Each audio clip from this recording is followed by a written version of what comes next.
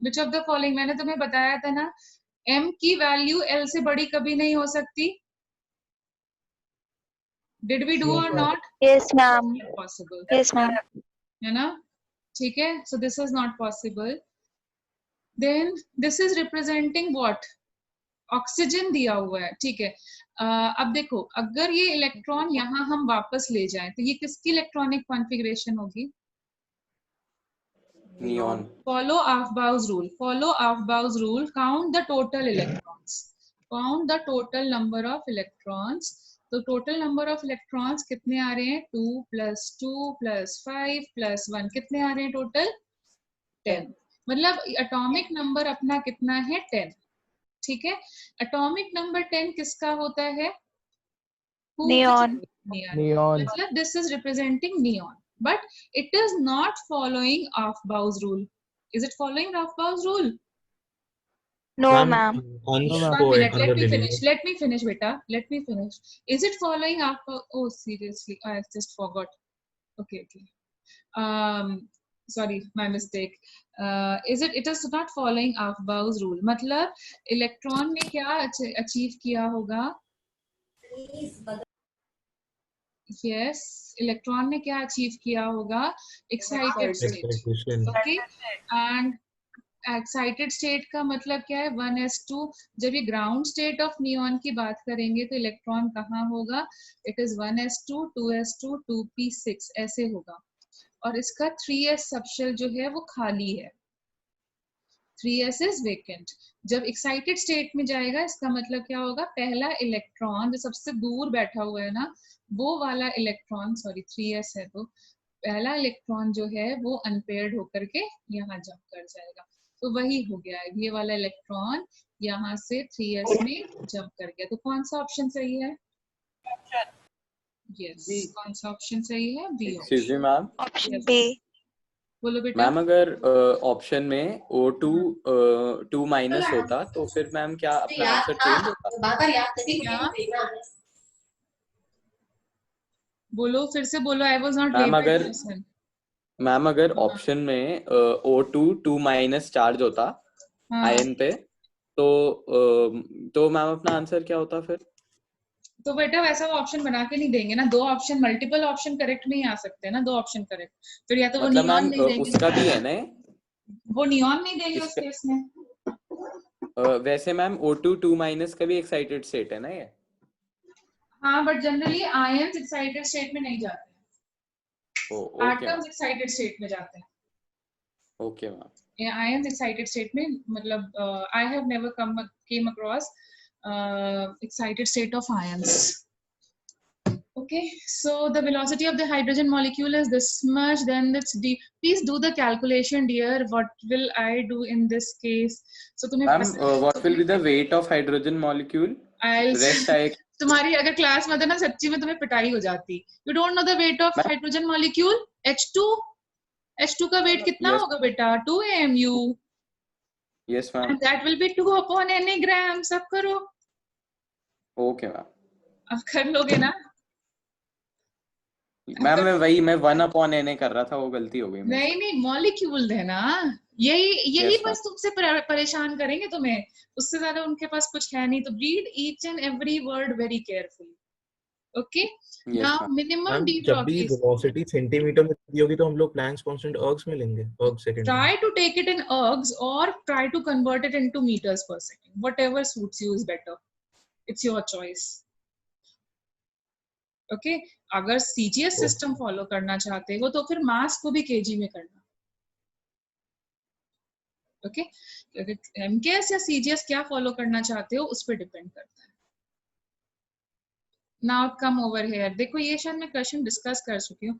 So again you can see कि ये जो तुम्हारा, tell me what is the relationship between de Broglie's wavelength and mass? Ma'am inverse. मतलब हमें क्या पूछा गया? Minimum wavelength. तो मतलब मास क्या होना चाहिए? Maximum. So what is the mass of electron? अगर ये बोला जाए so it will be 1/1836 AMU. Proton का मास कितना होता है? 1 AMU. CO2 का मास कितना होगा, मॉलिक्यूल बोला है तो 44 AMU, और SO2 का मास कितना होगा, 64 AMU. बताओ कौन सा ऑप्शन बनेगा? Option D. वेरी गुड, ठीक है, बस ऐसे परेशान मत हो। अच्छा, इसमें तुमने बताया नहीं कौन से क्वेश्चन का डाउट है Aditya? I think it's your doubt. जल्दी से। 99 and 100. Ma'am question 99 and 100. Arrange the following orbitals of hydrogen atom in increasing order of energy होगा। So ये 3px दिया हुआ है, ठीक है।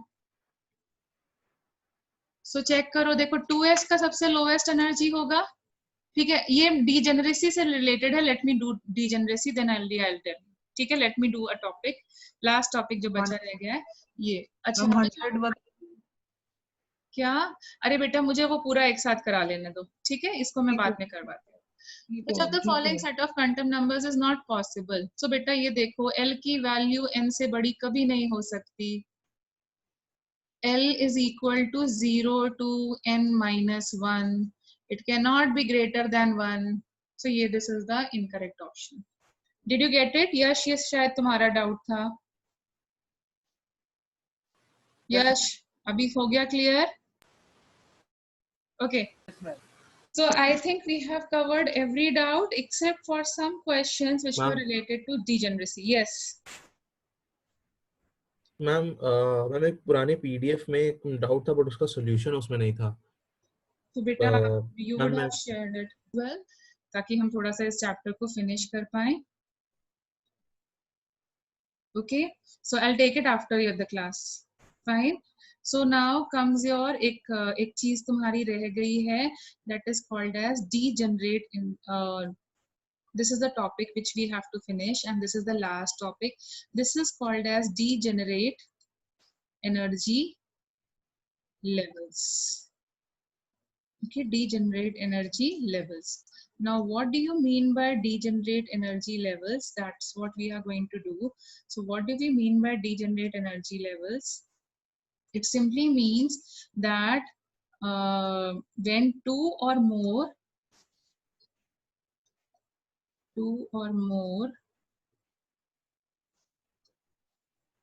different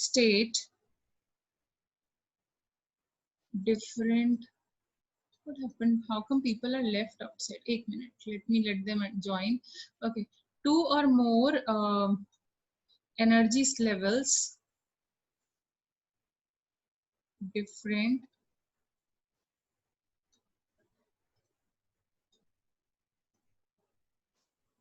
subshells have same value of energy.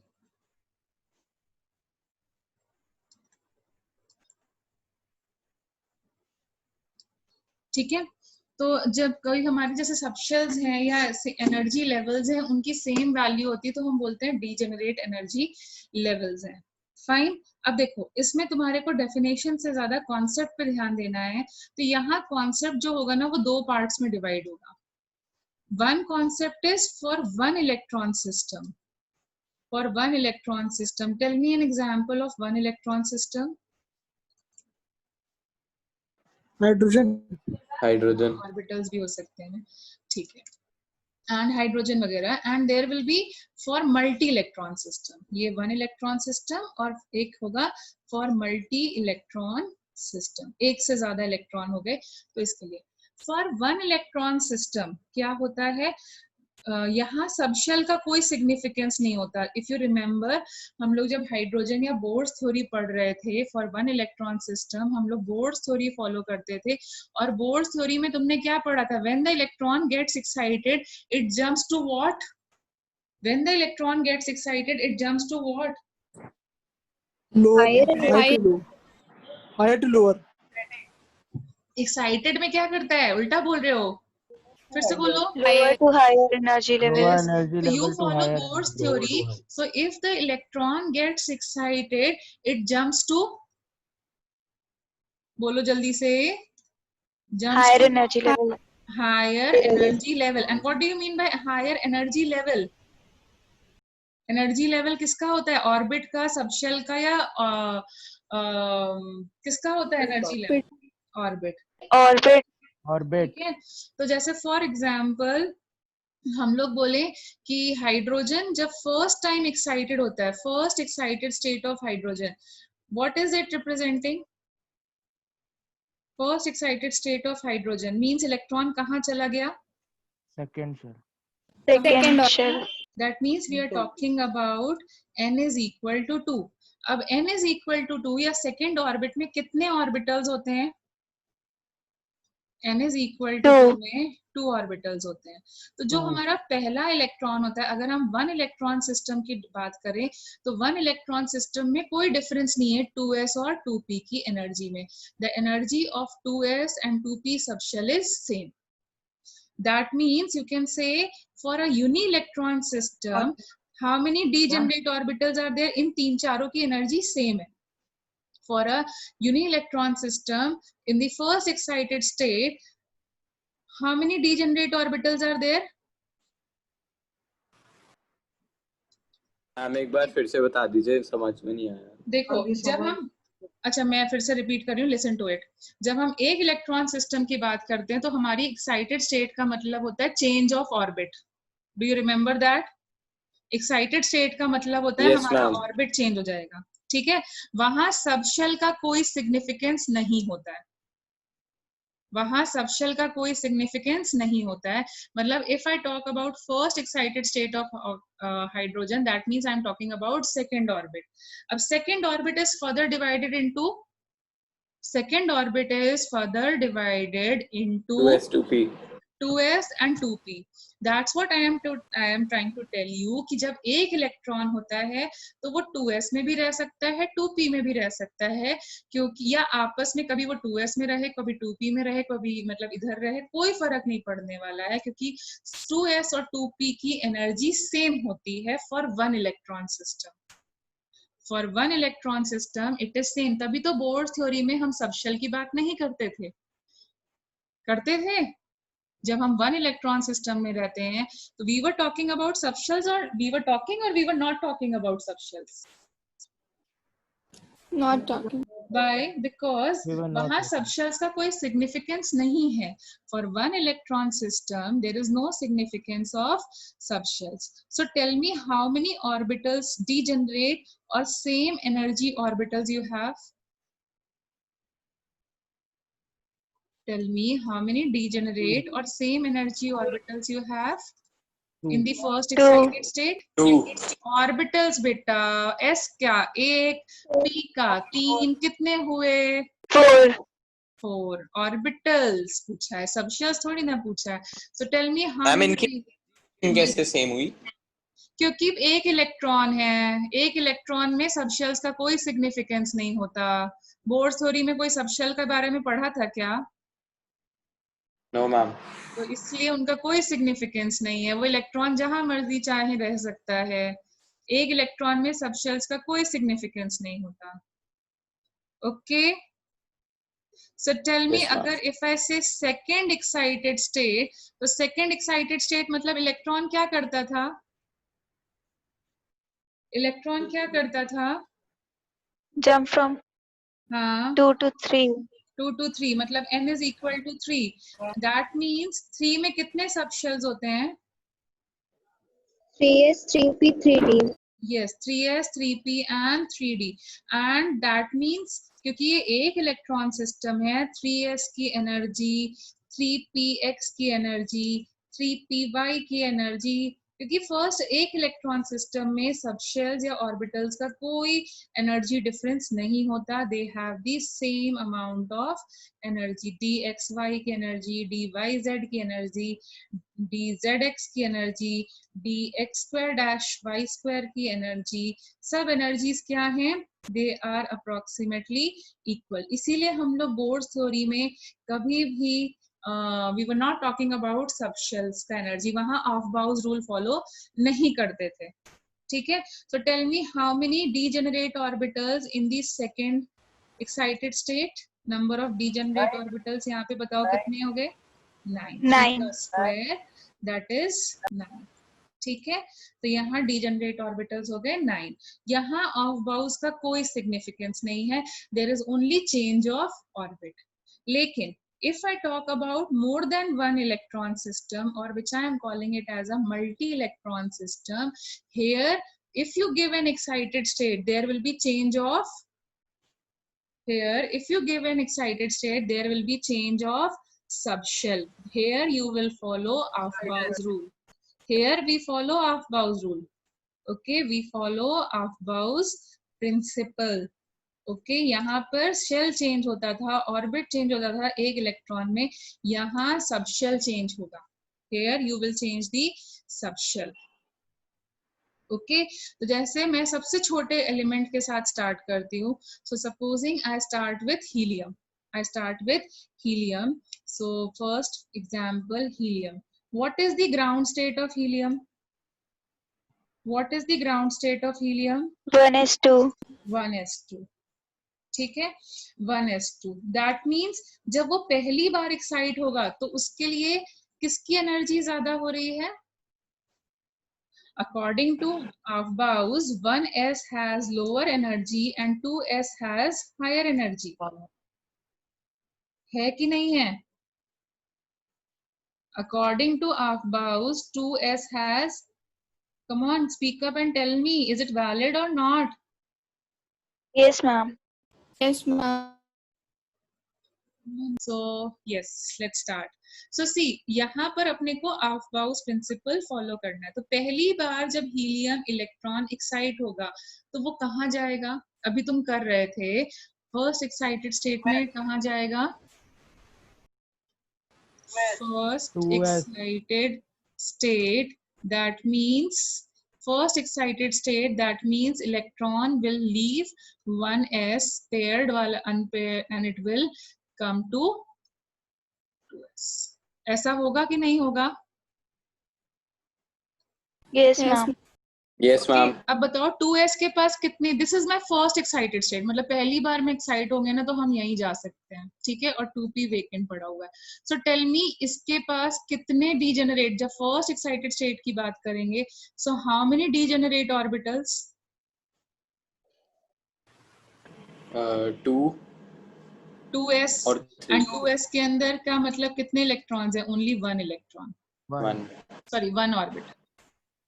पहली बार एक्साइट होकर के वो 2s सबशेल में जाएगा और 2s सबशेल के पास कितने ऑर्बिटल्स होते हैं? 1.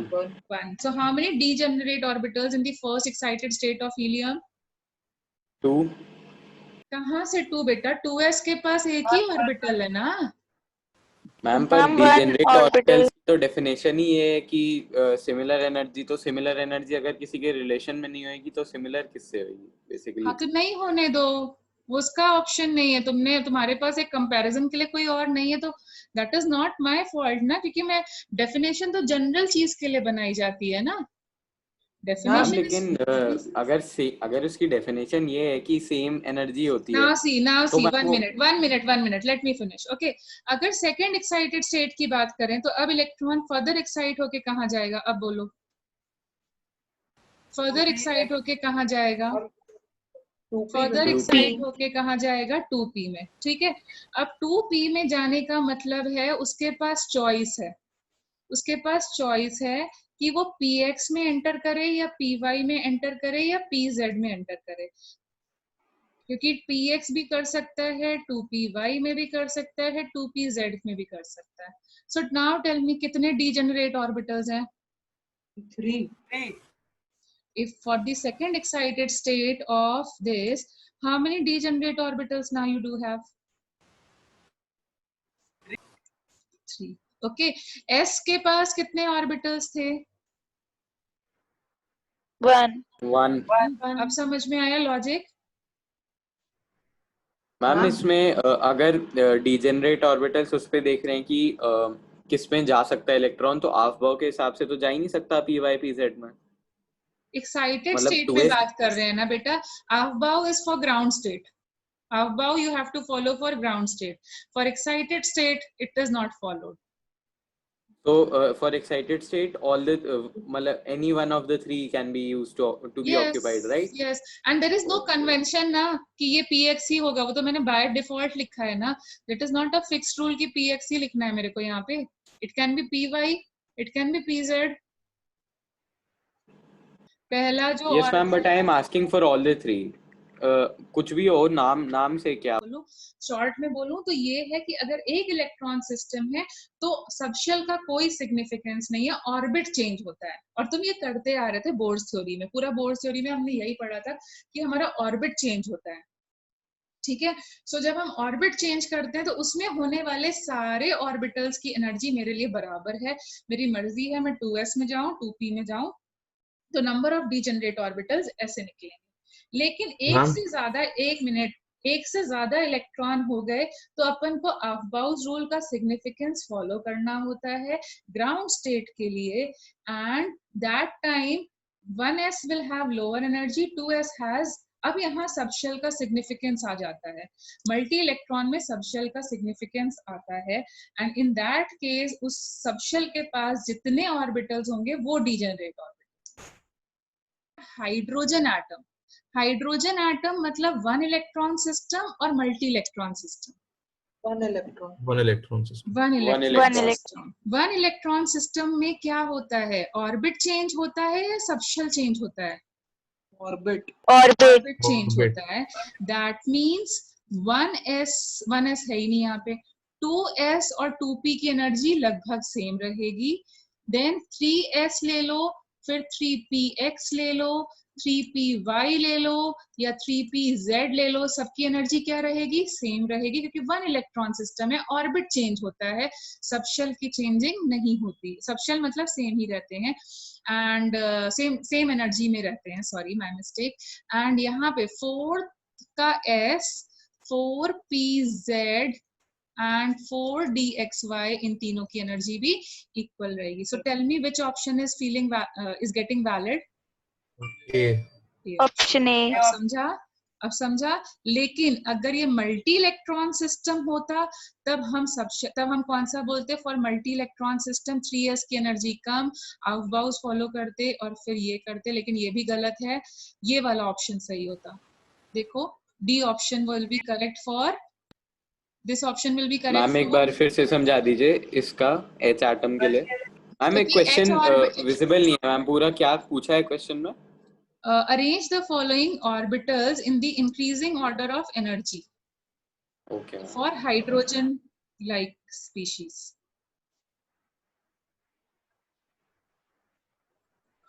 Will it be fine now? Okay, I'm getting it downward.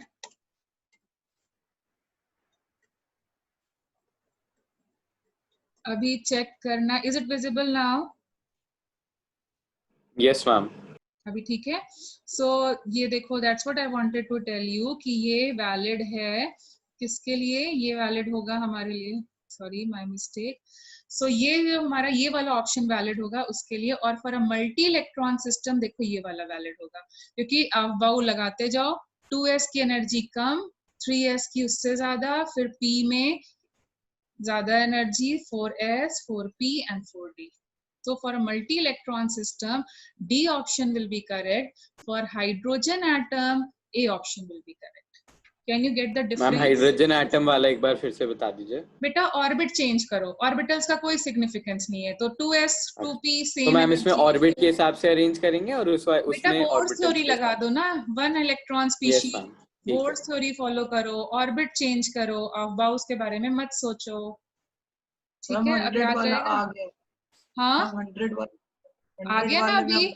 yes, in an hydrogen atom which orbital has higher in energy than a 3s orbital? So see, 3p और 3d की energy क्या होने वाली है, same होने वाली है, same, क्योंकि हाइड्रोजन लाइक एटम, ठीक है। अच्छा, एक और कोई डीजेनरेसी का क्वेश्चन था जो हमने स्किप कर दिया था कहीं पर, I don't remember. yes, which of the following set of orbitals may degenerate? मतलब आपस में चेंज कर सकते हैं, तो बताओ कौन से हैं डीजेनरेट ऑर्बिटल जिनकी सेम एनर्जी हो? कौन सा?